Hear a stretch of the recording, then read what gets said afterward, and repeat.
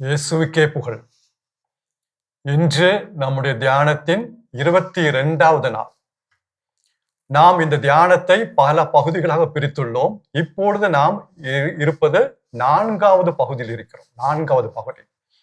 அன்பார்ந்தவர்களே, இந்த தியானத்தில் நாம் எதை பற்றி நாம் தியானித்து வருகிறோம் என்றால், கிறிஸ்துவ வாழ்வை குறித்து தியானித்து வருகிறோம். அதுவும் குறிப்பாக இந்த 4வது பகுதியில கிறிஸ்தவ வாழ்வு என்ற ஓட்டத்தை ஓட நமக்கு என்ன தேவை என்பதை நாம் தியானித்து வருகிறோம். அதாவது கிறிஸ்துவுக்குள் இருந்த அந்த வாழ்வு நமக்குள் வந்தாதான் இந்த ஓட்டத்தை அல்லது கிறிஸ்தவ வாழ்வை நம்ம வாழ முடியும். இல்லைன்னா வாழவே முடியாது. ரொம்ப கஷ்டம் அப்படியும் கிடையாது, முடியவே முடியாது. நல்லவர்களா வாழலாம், ஆனா கிறிஸ்துவர்களா வாழ முடியாதுங்க. இது ஒரு சவால். அப்படி வாழ வேண்டும் என்றால் கிறிஸ்துவுக்குள் இருந்த அந்த வாழ்வு, அந்த வல்லமை நமக்குள்ள வர வேண்டும். வேற விதமா சொன்னால் கிறிஸ்துவுடைய உள்ளம் நமக்கு கிடைக்க வேண்டும். கிறிஸ்துவுடைய உள்ளம், த ஹார்ட் ஆஃப் அந்த மைண்ட் ஆஃப் கிரைஸ்ட், அது அப்படியே நமக்கு கிடைக்க வேண்டும். அது நமக்கு கொண்டு வந்து தருபவர் தூய ஆவியானவர். இது பவுலடிகளார் வேற விதமா சொல்றாரு, இது தூய ஆவியின் கனி என்று சொல்லுகிறார். அப்ப இந்த தூய ஆவியின் கனி என்பதை பற்றி தான் நாம் தியானித்து வருகிறோம். கடந்த சில நாட்களாக கடந்த 5 பண்புகளை நாம் பார்த்தோம். அதாவது அன்பை பற்றி பார்த்தோம், மகிழ்ச்சி, அமைதி, பொறுமை. கடந்த நாட்களில் பரிவை பற்றி பார்த்தோம். இப்பொழுது நாம் பார்க்க போவது நன்னயம் அல்லது நல்ல குணம் என்று கூட சொல்லலாம். நல்ல அவரு நற்குணம் கூட சொல்லலாம். நல்ல குணம் படைத்தவர்னு சொல்றோம்ல, அவருக்கு நல்ல மனசுப்பா, அவருக்கு தங்கமான மனசுப்பா, அது இருக்க வேண்டும். அது இயேசுவுக்குள் இருந்தது, நல்ல மனசு. அன்பார்ந்தவர்களே, நமக்கு பல சந்தேகங்கள் வருது. என்ன நல்ல மனசு? நாங்க 4 பேருக்கு உதவி செய்றோம்ல, மத்தவங்களுக்காக ஜெபிக்கிறோம்ல, அது நல்ல மனசு. நல்லா கவனிங்க. அதாவது சில எடுத்துக்காட்டுகள் சொன்னா இந்த நல்ல மனசு என்னன்னு நமக்கு நல்லா புரியும். இங்க ஆவியின் கனியான இந்த நற்குணம் அல்லது நன்னயம் அப்படின்னு சொன்னா என்னங்கிறத சில எடுத்துக்காட்டு சொன்னா நமக்கு நல்ல ஒரு ஐடியா கிடைக்கும். அதுக்காக தான் பைபிள்ல இருந்து பல எடுத்துக்காட்டுகள், எக்ஸாம்பிள்ஸ் நான் சொல்றேன், வேற ஒண்ணும் கிடையாது. ஓ, இதுதான் நல்ல குணமா, இதுதான் நன்னயமா அப்படின்னு அந்த எடுத்துக்காட்டுகள் நம்ம கேட்க கேட்க நமக்கு மனசுல அந்த ஐடியா, அந்த பண்பு நமக்கு வந்து வரும். தூயாவே கொண்டு வருவாரு. சரி, சில எடுத்துக்காட்டுகள் பார்ப்போம். இந்த நன்னயம்னா என்ன அப்படிங்கிற சில எடுத்துக்காட்டு பைபிள் இருந்து நம்ம பார்ப்போம். குறிப்பா பழைய ஏற்பாட்டுல இருந்து புதிய ஏற்பாட்டுல இருந்து நம்ம பார்ப்போம். முதலாவதாக தொடக்க நூல், த புக் ஆஃப் ஜெனசிஸ், 13வது அதிகாரம், வசனங்கள் 7 முதல் 9 முடிய. தொடக்க நூல் 13வது அதிகாரம், வசனங்கள் 7 முதல் 9 முடிய வசனங்களை நாம் தியானிப்போம், பார்ப்போம். அங்க ஆபிரகாமை பற்றி பார்க்கிறோம். ஆபிரகாமுடைய கால்நடை மேய்ப்பர்களுக்கு இடையவும் லோத்துடைய கால்நடை மேய்ப்பர்கள், இவங்க 2 பேர்த்துக்குள்ள ஒரு தகராறு வந்துருச்சு. லோத்துடைய கால்நடை ஆடு மாடுகள் மேய்ப்பவர்கள் அவங்களுக்கும் ஆபிரகாமுடைய ஆடு மாடுகளை மேய்ப்பவர்களுக்கும் இடையே ஒரு தகராறு, பிரச்சனை, இடம் பிரச்சனை. அப்ப இந்த ஆபிரகாமுக்கு இந்த பிரச்சனை தெரிய வந்தோடனே அவர் லோத்தை பார்த்து சொன்ன அந்த வசனம் தான் அந்த 7 இருந்து 9 முடிய வசனங்கள்.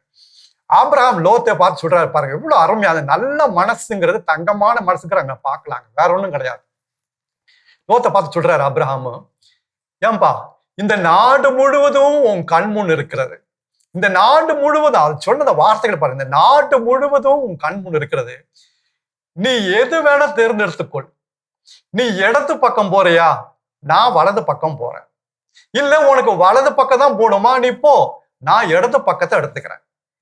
மிச்சம் மீதி இருக்கிற நான் பார்த்துக்கிறேன், எடுத்துக்கிறேன். உனக்கு எதெல்லாம் பிடிக்குதோ, எவ்வளவு பிடிக்குதோ எல்லாம் எடுத்துக்கோ, எல்லாம் அள்ளிக்கோ. ஆனா நமக்குள்ள பிரச்சனை இருக்கக்கூடாது, நமக்குள்ள சண்டை இருக்கக்கூடாது. ஏன்னா நம்ம சகோதரர்கள். வேண்டாம், உனக்கு என்ன வேணும் எடுத்துக்கோ, எவ்வளவு வேணும் எடுத்துக்கோ, என்ன வேணும் எடுத்துக்கோ, எவ்வளவு வேணும் எடுத்துக்கோ. மிச்சம் மீதி ஏதாவது இருந்தா நான் பார்த்துக்கிறேன், நான் எடுத்துக்கிறேன். நீ இடது பக்கம் போனா நான் வலது பக்கம் போய்க்கிறேன். இல்ல உனக்கு வலது பக்கம் தான் பிடிச்சிருக்கா, எடுத்துக்கோ, நான் இடது பக்கம் போய்க்கிறேன். இதாங்க நல்ல மனசு, நன்னயம், நல்ல குணம், தங்கமான மனசு. சரி, இன்னொரு எடுத்துக்காட்டு மோசையோட வாழ்க்கையில பார்ப்போம். எண்ணிக்கையாகமும், த புக் ஆஃப் நம்பர்ஸ், 11வது அதிகாரம், வசனங்கள் 24 முதல் 29 முடிய வசனங்கள். எண்ணிக்கை 11வது அதிகாரம் 24 29 முடிய வசனங்கள். அங்க வந்து சின்ன ஒரு எடுத்துக்காட்டு தான், இருந்தாலும் அருமையா இருக்குங்க. அதாவது கடவுள் சொன்னாரு, நீ மோசட்ட 70 பேரை நீ தேர்ந்தெடுத்து கூடாரத்துக்கு வர, கூடாரம்னா அப்படி அந்த பாலைவனத்துல அந்த கூடாரம் ஆலயம், கூடாரத்துக்கு வர சொல்லு. நீ தனியே இவங்களை எல்லாம் பார்த்துக்க கஷ்டப்பட நீ சொன்ன, அப்ப அந்த 70 பேத்துக்கும் நான் ஆவியை கொடுக்குறேன், வல்லமை கொடுக்குறேன். ஆனா 70 பேத்த கூடாரத்துக்கு வர சொல்லு அப்படின்னு சொன்னார் கடவுள். ஆனா அந்த 70 பேத்துல 2 பேரை செஞ்சுட்டாங்க, பாளையத்திலே தங்கிட்டாங்க. அவங்க அதாவது வீட்டுல தங்கிட்டாங்க. அவங்க வந்து இந்த ஆலயத்துக்கு அல்லது கூடாரத்துக்கு வரவில்லை. ஆனா கடவுள் என்ன பண்ணாரு பாருங்க, அந்த 2 பேத்து மேலேயும் தம்முடைய ஆவியை அனுப்பி அந்த 2 பேரும் இறைவாக்கு உரைக்க ஆரம்பிச்சாங்க. அந்த 2 பேர் கூடாரத்துக்கு வரல, அவங்க அங்கேயே தங்கிட்டாங்க, பாளையத்துல தங்கிட்டாங்க.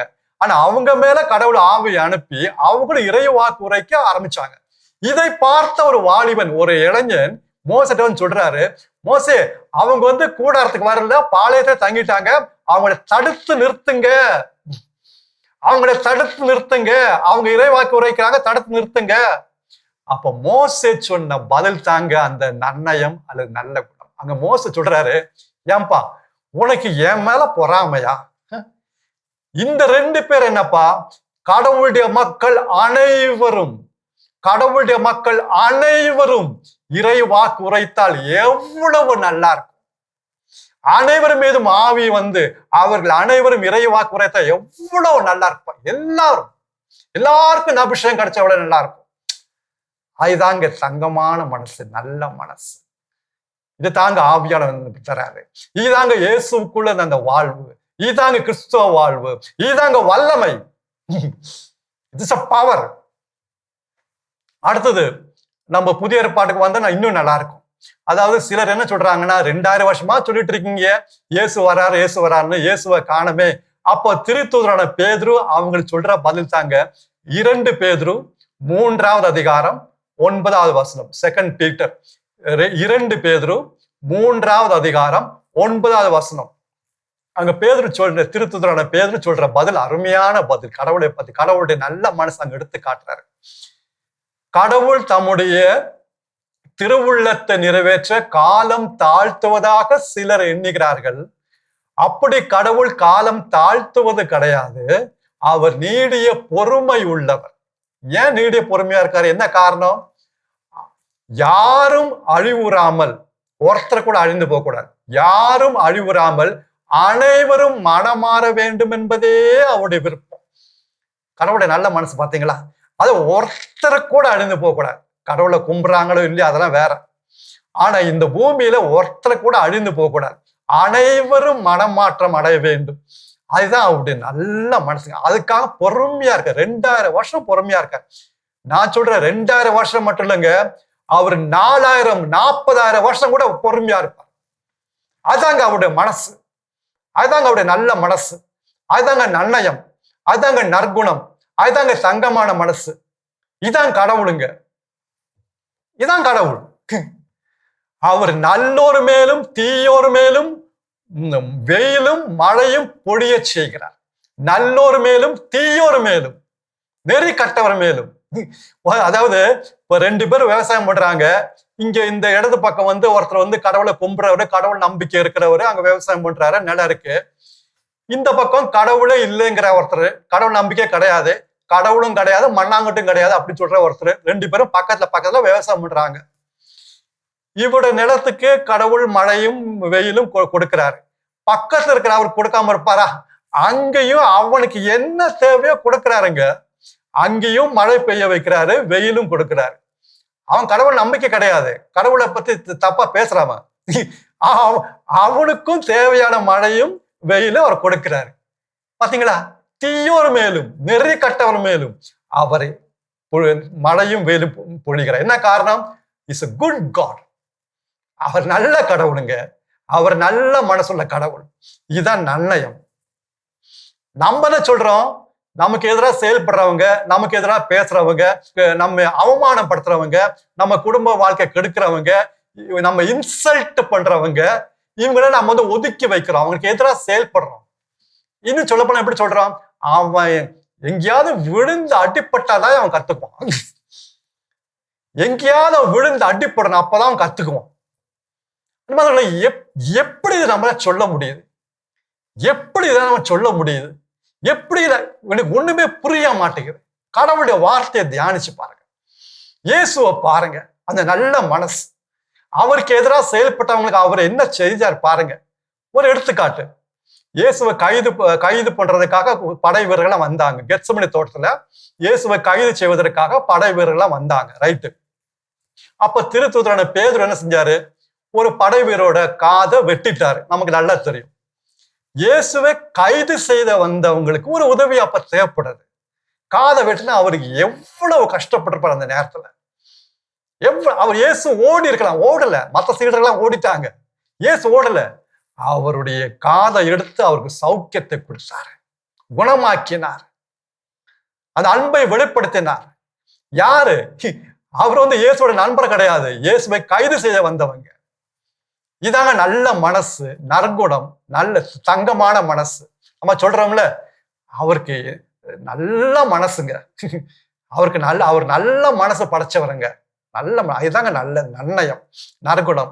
இது அவ்வளவு எளிப்பா கிடைக்காதுதான். சில பேர் சொல்றாங்க, என்ன ஃபாதர், நம்மளாம் மனுஷங்க தானே, ஒரு நேரத்துல நல்லா இருப்போம், இன்னொரு நேரத்துல இப்படி கோவப்படுவோம், எரிச்சல் படுவோம், இந்த மாதிரி ஒதுக்கி வைப்போம், இதெல்லாம் செய்வோம், நம்ம மனுஷங்க தான், நம்ம ஒண்ணு இயேசுவா? தயவுச்சது அப்படி சொல்லாதீங்க. ஏன்னா நம்ம நிறைய பேர் இதான் சொல்லிட்டு இருக்கோம். ஒரு நேரத்துல நம்ம நல்லாதான் ஃபாதர் இருப்போம், இன்னொரு நேரத்துல நம்ம மனுஷங்க தானே ஃபாதர், கொஞ்சம் அப்படி இப்படி போகதான் செய்யும், கொஞ்சம் எரிச்சல் படுவோம், கோவப்படுவோம், ஏதாவது கெட்ட வார்த்தை வரதான் செய்யும், ஒதுக்கி வைப்போம். அது மாதிரி அப்புறம் எதுக்குங்க இந்த தியானம், இந்த கடவுளுடைய வார்த்தை எல்லாம் எதுக்குங்க? திருப்பலி எதுக்குங்க? இயேசுடைய உடலையும் ரத்தத்தையும் நம்ம பங்கெடுக்கிறோம், அதை உட்கொள்றோம், எதுக்குங்க? எதுக்காகங்க தூய ஆவியானவர்? எதுக்காக இந்த பைபிள்? அது மாதிரி நான் மனுஷன் தானே, அப்படிதான் போவேன், இப்படிதான் வருவேன், அப்படி இப்படி எல்லாம் போதான் செய்யும், நான் இயேசு கிடையாது அப்படி சொல்றதுக்காகவா கடவுள் தன்னுடைய வார்த்தை கொடுத்தாரு? அன்பாந்தவர்களே, அவர் நமக்கு உதவி செய்ய அவர் அவ்வளவு ஆர்வமா இருக்காருங்க. இந்த வாழ்வு, இந்த வல்லமை உள்ள வாழ்வு, கிறிஸ்துவுக்குள்ள இருந்த அந்த வாழ்வு, கிறிஸ்துவோடைய உள்ளம் அப்படியே நமக்கு அவர் தருவாரு. அதுக்காக தான் இந்த தியானம். தயவு செய்து நம்ம சீரியஸா கொஞ்சம் பங்கெடுப்போம். இந்த நல்ல மனசுக்காக நம்ம ஏங்குவோம், வேண்டுவோம். ஏங்குறது மட்டும் இல்ல, வேண்டுவோம். கடவுள் தூய ஆவியா நமக்கு கொண்டு வந்து தருவாரு. நல்ல ஒரு எடுத்துக்காட்டு இயேசுவோட வாழ்க்கையை பாருங்க. இயேசுவோடைய வாழ்க்கை, அவர் என்ன செஞ்சார்? அவர் அனுபவித்த அந்த விண்ணகத்துல தந்தையோடு இருந்து அனுபவிச்ச அந்த நிறைவான மகிழ்ச்சி, அந்த நிறைவான அமைதி நாமும் அனுபவிக்க வேண்டும், பெற்றுக்கொள்ள வேண்டும் இருக்கா அவர் கீழே இறங்கி வந்தாருங்க. அவர் இறங்கி வர அவசியம் கிடையாது.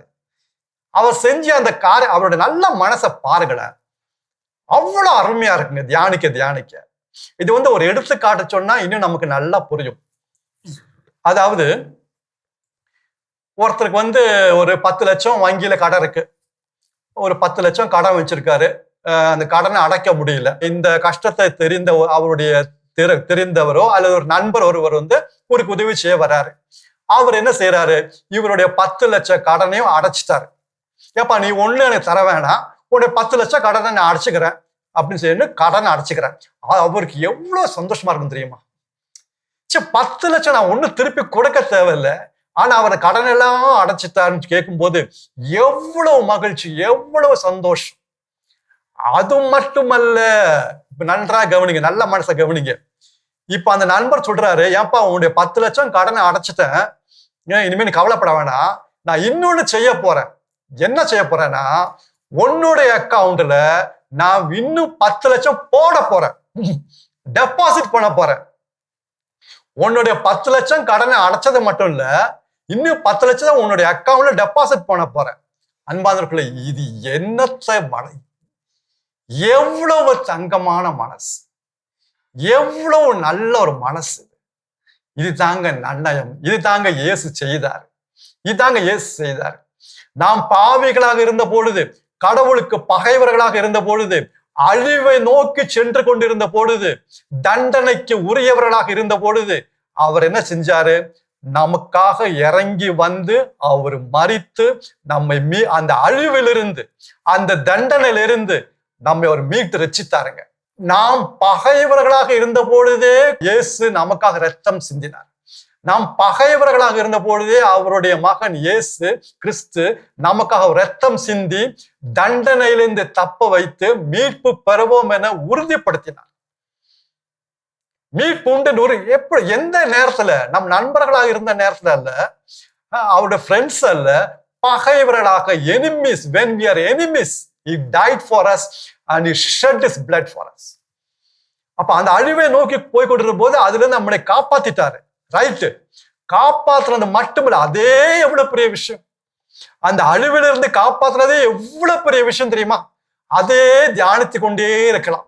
அது எவ்வளவு பெருசா அப்படின்னு நல்ல மனசு காட்டுது. ஆனா அது மட்டும் அவர் செய்யலைங்க.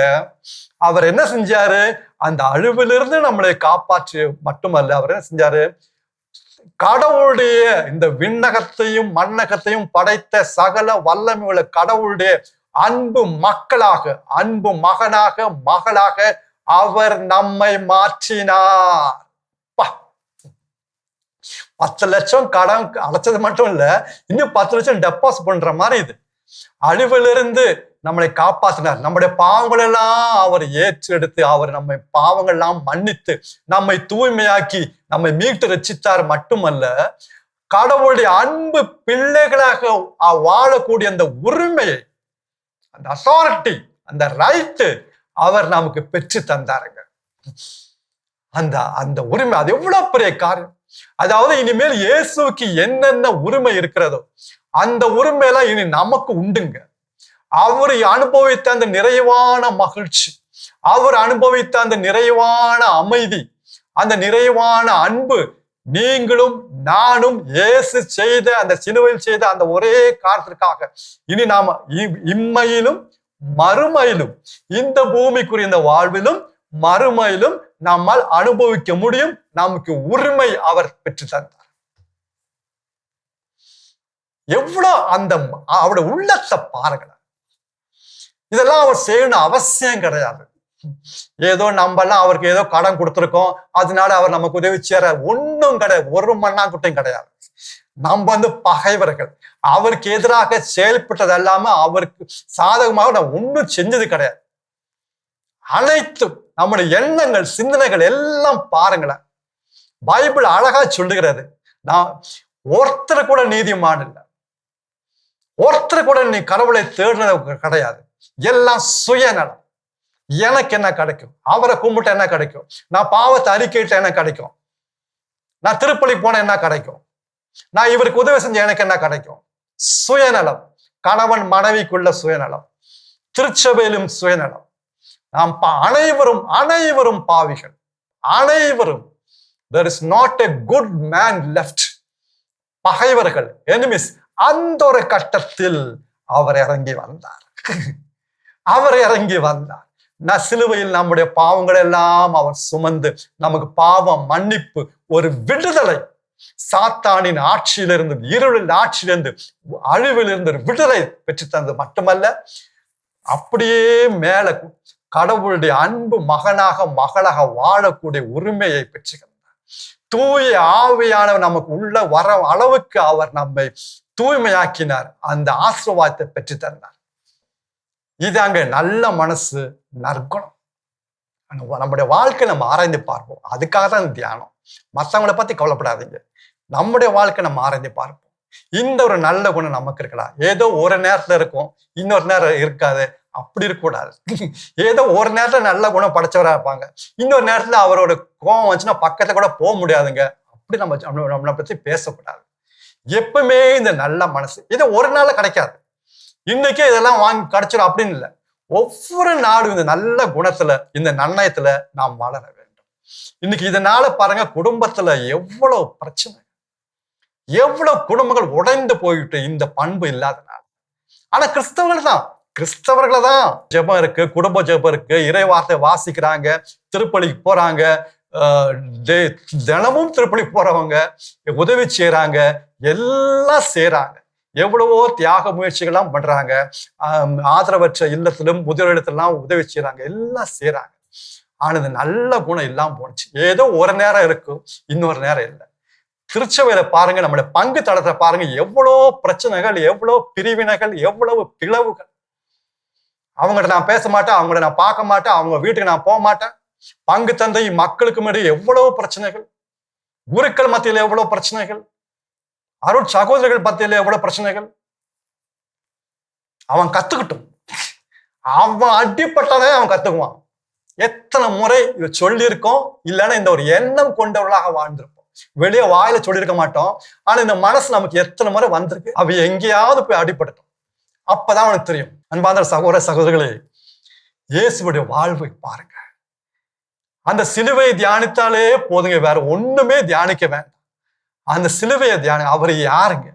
சகலத்தையும் படைத்த கடவுளுங்க. அவரால் அனைத்தும் உண்டாக்கப்பட்டன, அவருக்காகவே அனைத்தும் படைக்கப்பட்டன. அவர் சிலுவையில ஒரு துணி கூட இல்லாம ரத்தம் சிந்தி, எவ்வளவு பெரிய அவமானம். சாதாரண அவரால் படைக்கப்பட்ட மனிதர்கள் அவரை கேலி பண்ணாங்க, கிண்டல் பண்ணாங்க, எவ்வளவு அவமானத்தை தாங்கினார்.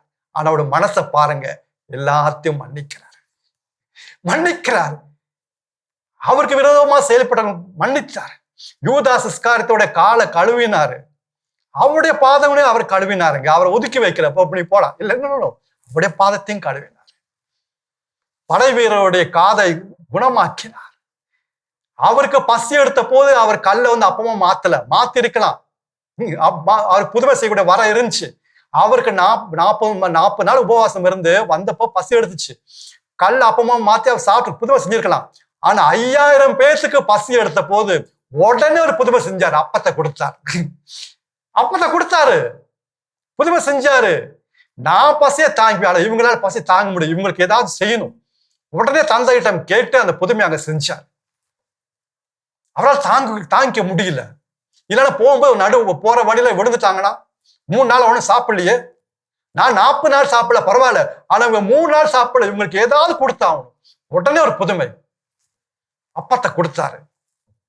அன்பார்ந்தவர்களே, இந்த ஒரு நல்ல மனசு, அந்த இயேசுக்குள்ள இருந்த இந்த வாழ்வு, இயேசுக்குள்ள இருந்த அந்த உள்ளம் நீங்களும் நானும் பெற்றுக்கொண்டால்தான் இந்த கிறிஸ்தவ வாழ்வு என்ற இந்த ஓட்டத்தை நாம் ஓடி முடிக்க முடியும். தூய ஆவியானவர் அதுக்காக தான் உதவி செய்ய காத்து கொண்டிருக்கிறார். நம்முடைய ஏக்கத்தை, ஜெபத்தை அவர் பார்க்கிறார். தூய ஆவியானவரே, எங்களுக்கு உதவி செய்யுங்க. எங்களுக்கு நல்ல மனசு வேணும். இன்னைக்கு நல்ல மனசு இருக்கு, நாளைக்கு இருக்க மாட்டேது. எங்களால முடியலன்னு சொல்லுங்க, கஷ்டம் சொல்லாதீங்க. எங்களுக்கு கஷ்டமா இருக்குன்னு சொல்லாதீங்க, எங்களுக்கு முடியலன்னு சொல்லுவோம். தூயாவே எங்களுக்கு முடியல, நீங்க உதவி செய்யாவிட்டால் எங்களால முடியாது, எங்களுக்கு உதவி செய்யுங்க. இந்த நல்ல மனசை, இயேசுக்குள்ள இருக்க அந்த உள்ளத்தை எங்களுக்கு இன்னைக்கே தாங்க. எங்களுடைய மனைவி, பிள்ளைங்க, கணவனுக்கு தாங்க, எங்களுடைய பெற்றோருக்கு தாங்க. நாங்களும் கிறிஸ்தவ வாழ்வை ஓடி முடிக்க வேண்டும். அப்படி நம்ம ஜெபித்தோம் என்றால், நாம் ஏக்கத்தோடு கேட்டோம்னா நிச்சயமா இந்த காலத்துல அவர் உதவி செய்வாருங்க. ஏன் இந்த காலத்துல உதவி செய்வார்? என்ன காரணம்? ஏன் அப்படி நான் உறுதியா சொல்றேன்? ஏன்னா இதுவே தகுந்த காலம்.